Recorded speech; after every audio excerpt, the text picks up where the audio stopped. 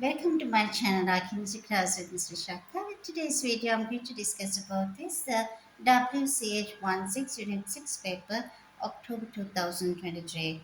We'll start with the first question. A series of tests carried out on violet colored solid. This is the solid A is violet colored solid which contains two cations, one anions. So in the test it is added the first part. Some solid calcium oxide is added to a spatula measure of AN. It has to be heated gently. Pungent gas is given off. You are asking the A part. The pungent gas should be ammonia. So the formula of the cation which is present in this one would be obviously ammonium ion is present. So as one of the cation out of the two cation, one cation should be the ammonium ion which is present in this A. B part of the question it says for A aqueous solutions in two test tubes, it's added sodium hydroxide, ammonium hydroxide separately, few drops at the beginning, green precipitate form in both of them, and with the addition of excess of this sodium hydroxide, green solution has been produced. And it is the excess of ammonium hydroxide violet solution is produced. So this one would give you the idea what's the cation present in A should be chromium 3 plus because chromium is being given you the Cr3 would give you chromium 3 hydroxide which is amphoteric dissolves in excess ammonium hydroxide or excess sodium hydroxide in both of them. They produce the later green solution which comes as the CrOH6 which will be, and this reaction is due to the what we call as a deprotonation reaction, and this produces chromium with excess ammonia. 6 of the ammonia comes and this 3 positive would be the charge which gives the violet solution. So obviously the cation present in this solid A should be chromium 3 plus. So it's very clear when it is producing with this grain solution, which produces here, the grain precipitate dissolves here would be a chromium would produce this. So these are the two aqueous solutions producing excess sodium hydroxide. This is green color solution and the solution forms would be violet color with excess ammonium hydroxide. So these two complexes are produced through deprotonation reaction where it would be removal of the water taking place by the reaction with OH minus, and here it is the ligand exchange because it is the no water molecules are now present that all water being now substituted by this the ammonia ligand. So it would be the second one is the ligand exchange reaction. So I have written on the top it is the basically sodium hydroxide. It's a deprotonation and with the excess ammonia solution it is the ligand exchange reaction occurs. Now we move on to the C part of the question.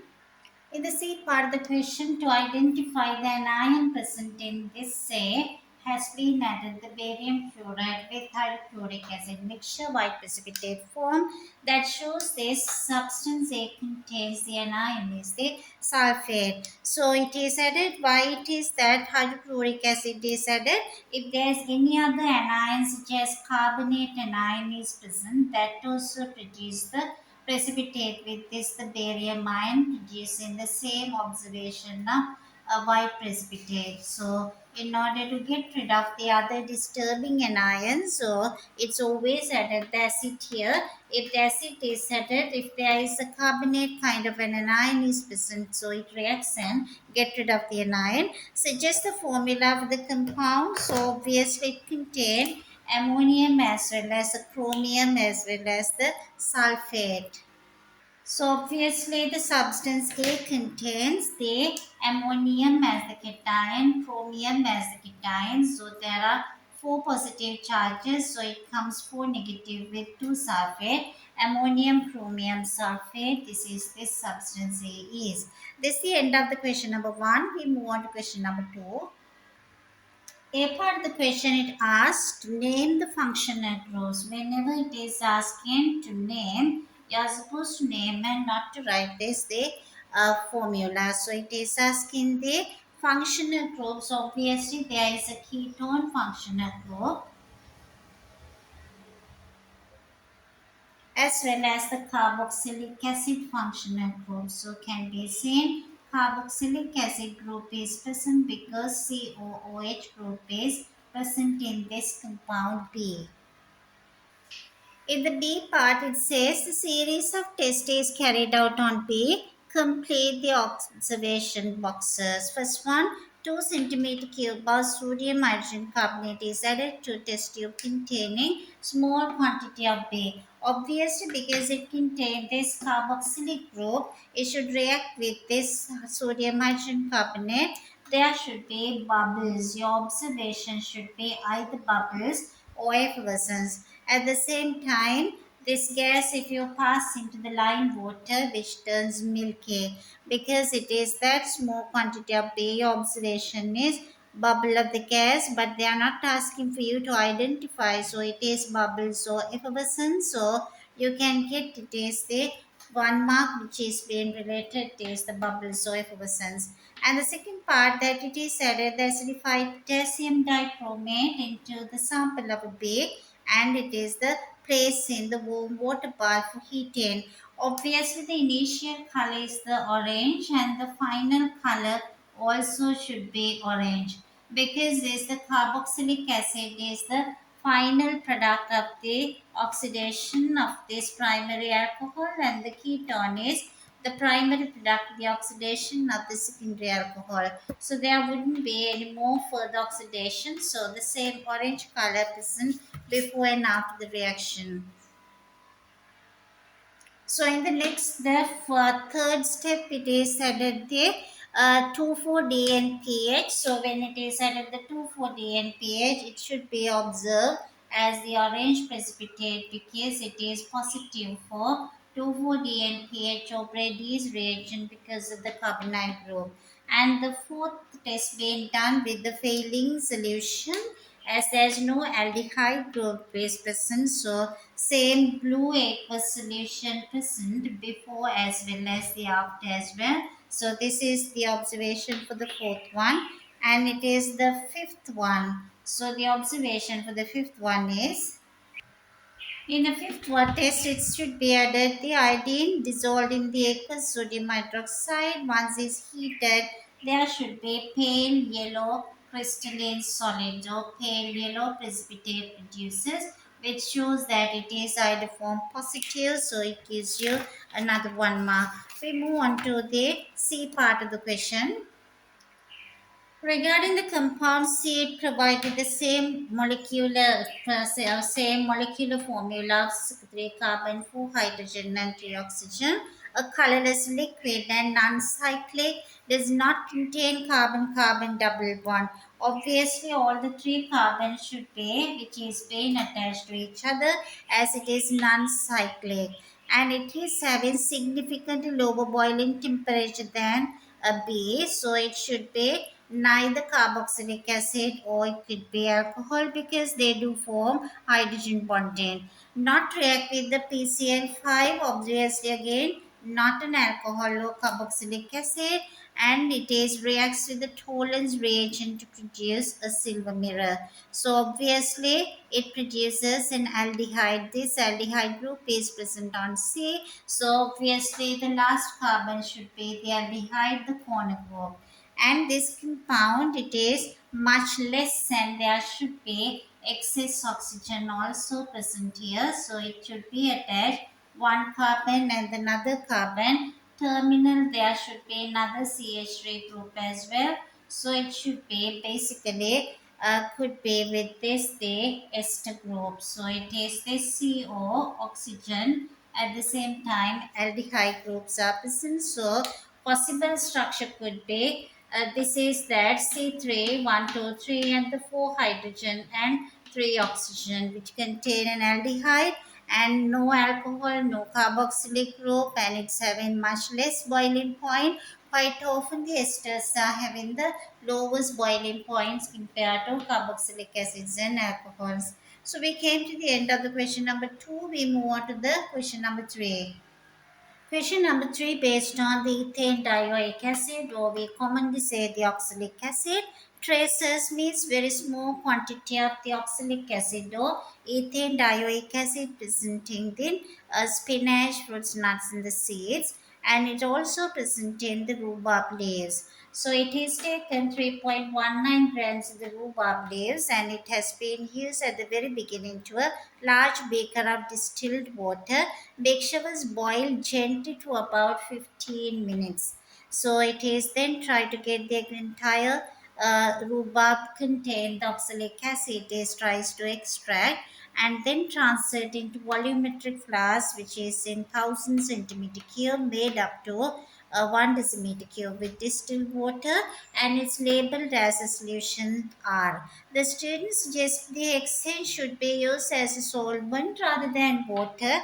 Your first part of the question A is, that's the third question. A part is asking why water is used as a solvent and not hexane, because oxalic acid is more soluble in water because it can form hydrogen bonds by using these OH groups which are present on this the oxalic acid. At the same time, this the carbonyl oxygen also could be used to form hydrogen bonds, because that is for 2 marks.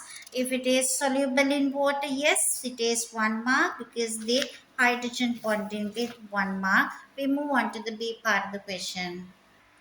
So in the second stage, it is that 25 centimeter cube of R is titrated. Either it is possible to titrate NaOH or cerium for sulfate solution. So the two of these ratios would be always 1 ethane dioic acid react with 2 NaOH, or one of that would react with 2 cerium 4 plus sign. Cerium 4 plus is yellow in color. During the reaction changes into cerium 3 plus, which is colorless.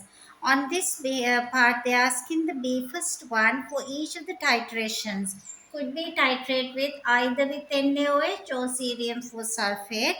And you ask A, each of the titrations describe how the endpoint can be detected. Stating the color changes in each case, it gives you 3 marks. So if you use the NaOH, so it's a strong acid at the alkali and the acid titration. So it could be very often strong alkali titration, strong alkali, weak acid titration could be used the phenolphthalein as an indicator.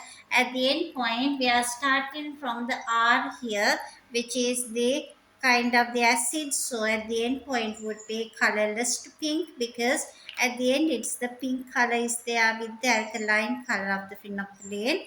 If we titrated with the cerium 4 plus, we can start with the same solution of this color would be at the very beginning. So it is at the end cerium 4 plus would be in excess, which gives the yellow color. From the colorless to yellow would be the end point color. And we are moving on to the second part of the question. In this question, it asks to find the percentage by mass of this oxalic acid. In this, the rhubarb leaves we had been chosen at the very beginning. It is being measured. The rhubarb leaves was used 319 grams. So it uses 319 grams of the rhubarb leaves. So it is started originally 319 grams. So the percentage by mass of oxalic acid in that 319 grams of rhubarb leaves. We see how we can do this calculation. All the steps necessary are written here. The sodium hydroxide is 0.04 mole per decimeter cube. At the end point, 20.6 centimeter cube used up, and the R being used 25 centimeter cube out of that 1 decimeter cube. Molar masses of this deoxylic acid as well as it is the original mass, the rhubarb leaves are provided 319 grams. So we'll see now stepwise how we can see this calculation. Can start the calculation by finding the number of moles of sodium hydroxide in that 20.6 as 8.24 times 10 to the power minus 4. The oxalic acid to sodium hydroxide reactant ratio would be 1 to 2. Therefore, number of moles of oxalic acid we should divide by 2. So we get the answer 4.12 into 10 to the power minus 4, which was in 25 centimeter cube. So we can calculate how many moles are present in that entire 1000 or 1 decimeter cube. In the next one, we can find the number of moles of the oxalic acid in entire 1 decimeter cube. This was in 25, therefore in 1000 would be 0.01648 mole. To find the mass, we should multiply with the molar mass of the oxalic acid. So we can find now the amount of the oxalic acid which had been present in that original mass of this, the rhubarb leaves. So finally, it is the percentage by mass. It is the oxalic acid should be obtained. Would be it is the obtained 1.4832 like small mass of the oxalic acid was in 319 grams of rhubarb. To find the percentage, we multiply that by 100. So percentage by mass of oxalic acid was in 319 grams of the rhubarb leaves comes as only very small quantity of 0.46%. We move on to the C part of the question. In the C part of the question, it mentioned ethane dioic acid, which is the oxalic acid. In many laboratories, it usually supplied as hydrated crystals and it dissolves in water to make solution.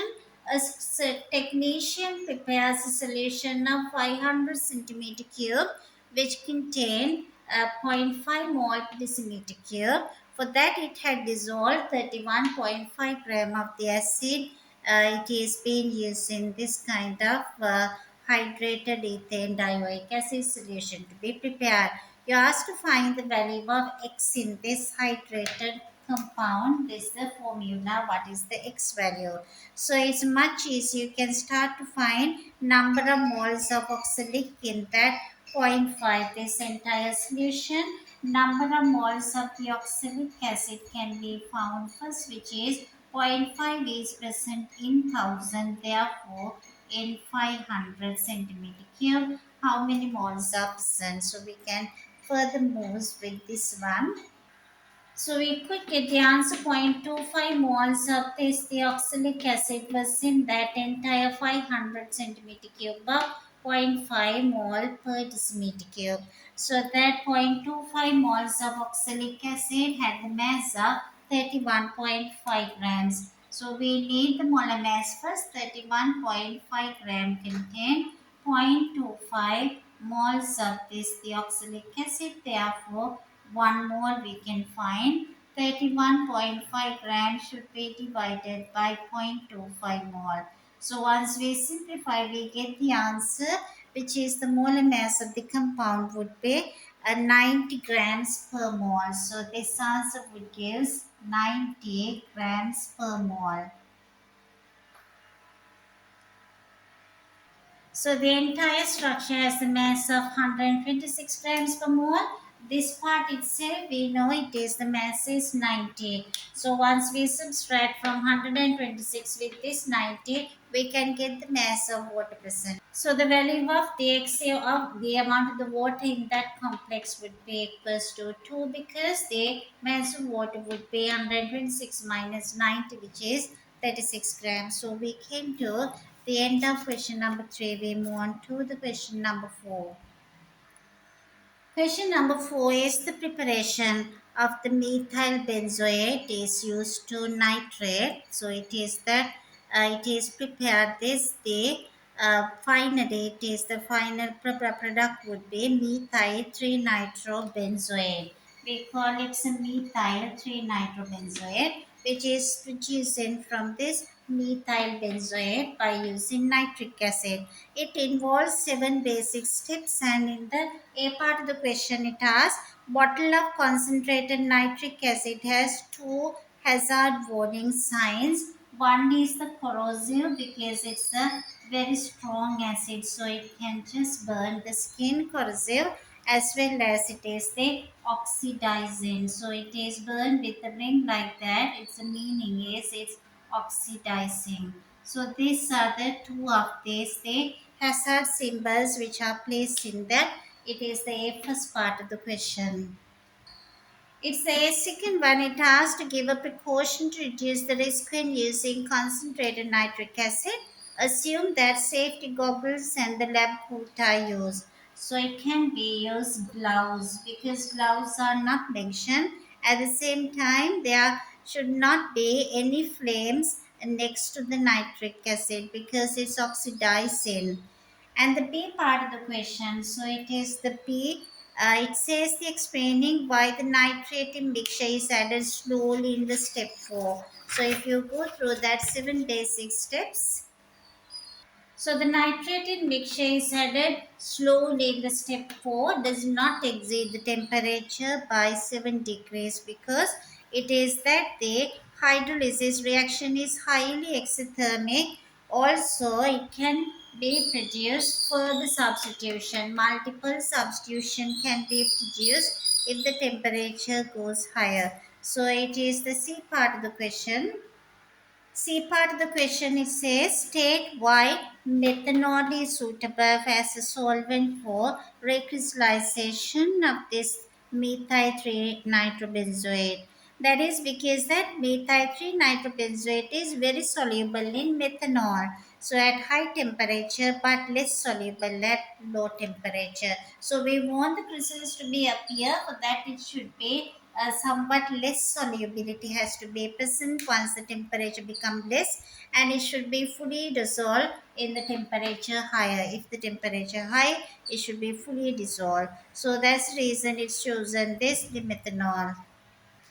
See, second one, it asks this the differences between the purpose of each of these filtration occurring this during this crystallization of methyl 3 nitrobenzoate. So, first one is a hot filtration to remove any kind of insoluble impurities. So, once it's everything completely dissolved, immediate filtration, if there are any insoluble substances, they get separated.